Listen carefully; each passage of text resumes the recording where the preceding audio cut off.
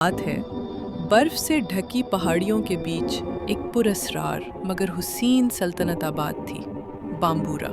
इसी सल्तनत में रहता था एक बहादुर और नरम दिल शहजादा जिसे सब लोग पोंडा प्रिंस टाओ के नाम से जानते थे। एक रात बाम्बूरा के महल में हलचल मच गई। खबर फैली कि पड़ोसी रियासत सुनो वैली की शहजादी मेलान अचानक लापता हो गई है और इसके कमरे से सिर्फ एक चमकता हुआ नीला पत्थर मिला है जिस पर पुरस्रार निशानात गंदा थे।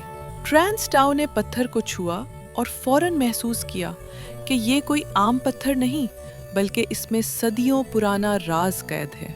अगली ही सुबह टाओ अपने दो साथियों के साथ मुहिम पर निकल पड़ा। उसका वफादार इकाब आरो और शरारती मगर ज़हीन लाल बंदर केको। रास्ता धुंध आलूद पहाड़ों से गुजरता था, मगर असल खतरा धुंध में नहीं बल्कि उस मनहूस जादूगर शगीरा में था जो शहजादी और पत्थर की ताकत के पीछे सालों से था। सफर के तीसरे दिन अचानक जमीन कांपी और पहाड़ के बीच एक पुरस्रार दरवाजा खुल गया। नीला पत्थर खुद ब खुद रोशन होने लगा। टाओ ने हिम्मत की और दरवाजे के अंदर कदम रखा। अंदर अंधेरा सर्द हुआ और फिर एक गूंजती हुई आवाज, तुम बहुत देर से आए हो पोंडा प्रिंस।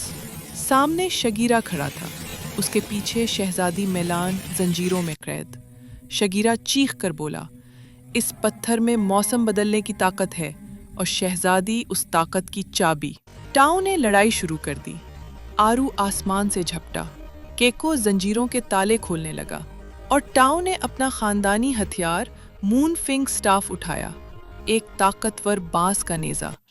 जैसे ही उसने पत्थर को नेजे की नोक से छुआ, नीली रोशनी फूटी, इतनी तेज कि शगीरा चीखता हुआ गायब हो गया।